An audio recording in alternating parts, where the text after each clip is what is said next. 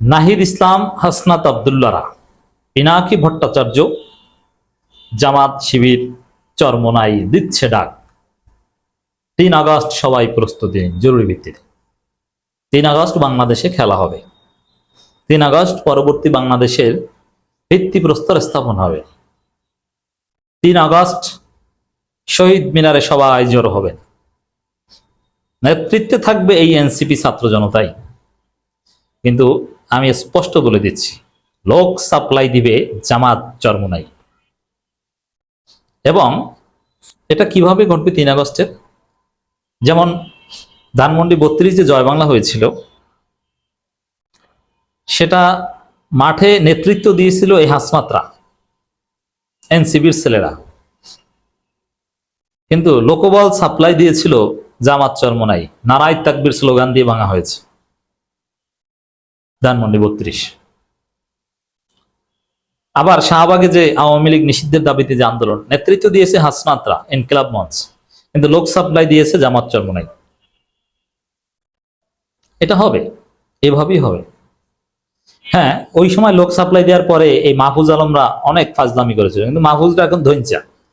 তবে এবার জামাত চরমোনাই লোক সাপ্লাই বুঝে শুনে দিবে। 3 আগস্ট সেই ধানমন্ডি 32 জয় বাংলা করার সময় পিনাকি ভট্টাচার্য কিভাবে অপারেট করেছিলেন সামগ্রিক চিত্র আপনাদের মনে আছে। বুলডোজার ভাড়া করা থেকে শুরু করে নানান কিছু, পিনাকি এখন ক্রেডিট পাচ্ছেন। ওরকম দর্শক, 3 আগস্ট যা ঘটবে, ওই পিনাকি ওরকম অপারেট করবে। সোশ্যাল মিডিয়া দাপিয়ে বেড়াবে পিনাকিরা, একের পর এক ফেসবুক পোস্ট, বার্তা আপনারা দেখতে পাবেন। আর নাহিদ ইসলামরা মাঠে নেতৃত্ব দিবেন, জামাত শিবির লোক সাপ্লাই দিবে, চরমোনাই লোক সাপ্লাই দিবে। হ্যাঁ, হতে পারে আগের মতো আমিরে জামাত বলবেন যে বাবা তোমরা যা করো এইগুলো এতদিন বাড়াবাড়ি, এটা কিন্তু আমরা সমর্থন করি না, কিন্তু জামাত শিবিরের লোকজন ঠিকই থাকবে। এটা হচ্ছে রাজনীতির ন্যাচারাল অ্যালগোরিদম। রাজনীতির কিছু ন্যাচারাল অ্যালগোরিদম আছে যেটা আমিরে জামাত চাইলেও তার রোপণদের নিয়ন্ত্রণ করতে পারবেন না। যেমন ধানমন্ডি 32 মজায় মজায় জামাতের লোকজনও ভেঙেছে, আমিরে জামাত নিষেধ করেছেন, কেউ শুনেছে? এরকম আরো অনেক বিষয় আছে, আমিরে জামাত বললে এগুলো শুনবে না। আমিরে জামাতকে অনেক রোপণ গালি দিয়েছে, আমি নিজে দেখেছি। অতএব 3 আগস্ট যেটা ঘটবে, আমিরে জামাত একটু সুশীল টাইপের নিরীহ মানুষ, তিনি হয়তো নিষেধ করতে পারেন, কিন্তু জামাত শিবিরের লোকজনই এটা ঘটাবে। চরমোনাইয়ের লোকজনই থাকবে, ইরশাদ চরমোনাই, শাহিদা চরমোনাই এরা থাকবে না, চরমোনাইয়ের লোকজন ওই টুপি পরেই থাকবে। ডাক দিচ্ছে অলরেডি। 3 আগস্টের মধ্যে জুলাই ঘোষণাপত্র সনদ দেখতে চাই। ওই দিন আমরা শহীদ মিনারে থাকব। এর মধ্যে সরকার জুলাই ঘোষণাপত্র প্রকাশ করতে ব্যর্থ হলে সারা দেশের ছাত্র জনতাকে সঙ্গে নিয়ে আবার আন্দোলনে নামব। নাহিদ ইসলাম ডাক দিয়েছেন। এখানে আরো কি ঘটবে বলেন। 3 আগস্ট ঢাকার শহর লোকে লোকারণ্য হবে এবং 3 আগস্ট জুলাই ঘোষণাপত্র দিতে পারবে বলে মনে হচ্ছে না, দিলেও সেটা গ্রহণযোগ্য হবে না। এর মানে আন্দোলন মাস্ট। 3 আগস্ট জুলাই ঘোষণাপত্রের দাবিতে আন্দোলন কয়েক মুহূর্তের মধ্যে, হতে পারে 1 দিন 2 দিন বা 24 ঘন্টা 12 ঘন্টার মধ্যে,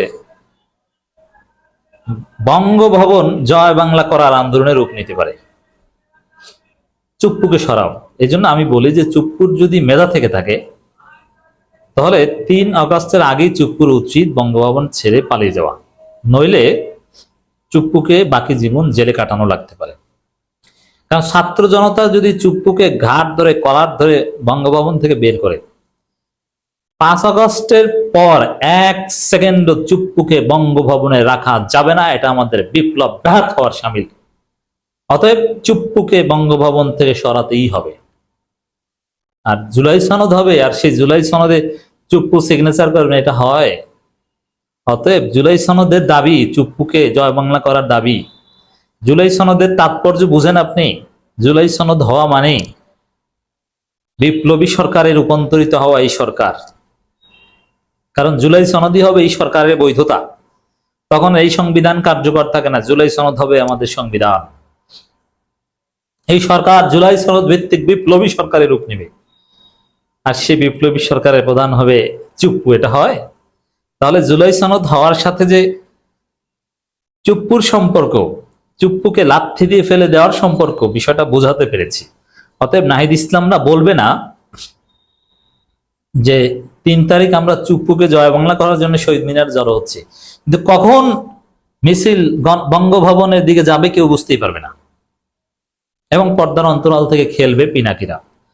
এটা গোপন করার কিছু না, এটা ওপেন, এটা সেনাবাহিনী কেউ এটা ঠেকাতে আসবে না, ঠেকাতে পারবে না। যে ঠেকাতে আসবে তার কপালে বিপদ আছে। বিএনপি ঠেকাতে আসলে বিএনপি এখানে শেষ। অতএব এই জুলাই সনদের সাথে চুপ্পুর থাকা না থাকার সম্পর্ক, জুলাই সনদ হলে চুপ্পুকে এমনিকে চলে যেতে হবে, আর জুলাই সনদ না হলে তখন ওই চুপ্পুকে সরিয়ে জুলাই সনদ করতে যাবে। আর যদি ডাক দেওয়া হয়, সাপোজ আমির জামাত বলেছে যে না, যদি বলে যে 3 তারিখ জামাত শিবিরের লোকজন কোনো অঘটন ঘটাবে না, আইন নিজের হাতে তুলে নেবে না, কিন্তু অন্যদিকে যদি ডাক দেওয়া হয়, পিনাকিরে যদি ডাক দেয় যে না আমরা বঙ্গভবন দখল নিতে চাই, চুপ্পুকে সরাতে চাই, তখন জামাত শিবিরের লোকজন আমির জামাতের কথা শুনবে না বঙ্গভবনে যাবে? বঙ্গভবনে যাবে। এটা হচ্ছে পলিটিক্যাল ন্যাচারাল অ্যালগোরিদম, এটা আউট অফ কন্ট্রোল, এটা সবকিছু নিয়ন্ত্রণ করা যায় না, সাংগঠনিকভাবে সবকিছু নিয়ন্ত্রণ করতে পারে না। অতএব নাহিদ ইসলাম অলরেডি ডাক দিয়েছেন 3 আগস্ট আমরা শহীদ মিনারে থাকব, এবং ওই দিন জামাত শিবির তারা কি করবে, তাদের রাজপথে নামতে হবে মাস্ট। 3 আগস্টকে যারা উদযাপন করবে না, তারা কখনো জুলাই পক্ষের শক্তি হিসেবে নিজেকে দাবি করতে পারে না। অতএব 3 আগস্ট উদযাপন করার জন্য হলো মাঠে নামতে হবে, সবাই নামবে, দেশে অন্যরকমের একটা পরিস্থিতি থাকবে। এর মধ্যে নানান গোষ্ঠীর প্ল্যান হচ্ছে চুপ্পুকে জয় বাংলা করা। অতএব আমার মনে হয় 3 আগস্ট হবে চুপ্পুর শেষ দিন। তবে চুপ্পু যদি আমার বক্তব্য শুনে থাকেন, বাবা আপনি, দাদা আপনি চলে যান, আপনি 1 আগস্ট না বলে চলে যান। আপনি যদি এখনো বলেন যে আমি চলে যাই, আপনার বিমানবন্দরে আটকে দিতে পারে জনতা। 5 আগস্টের পর তো বঙ্গভবন থেকে বাইর হন নাই। আপনাকে একটা বুদ্ধি দিতে পারি, আপনি রাতের আধারে ওই আব্দুল হামিদের মতো, যেহেতু আপনি রাষ্ট্রপতি, এই সরকারের সাথে আপোষ করে আপনি চলে যান। যাওয়ার পরে গণমাধ্যমে আসবে যে চুপ্পু পালিয়েছে। যাওয়ার আগে আপনি রাষ্ট্রপতি থাকা অবস্থায় চিকিৎসার জন্য যদি বঙ্গভবন থেকে বের হন, জনগণ আপনাকে জুতা মারবে। আমি নিশ্চিত, সাপোজ বলুক যে চুপ্পু অসুস্থ, সে ডাক্তার দেখাইতে যাবে কোন একটা হসপিটালে, সে বঙ্গভবন থেকে বের হোক, দেখবেন যে জনগণ জুতা নিয়ে রাস্তায় দাঁড়িয়ে থাকবে। অতএব স্বাভাবিকভাবে পালানোর রাস্তাও নাই। এজন্য গভীর রাতে সরকারের সাথে আপোষ করে চলে যান, যাওয়ার পরে বলবে যে আমি গেছি। এটা হচ্ছে চুপ্পুর সামনে একমাত্র রাস্তা। 3 আগস্ট খেলা হবে।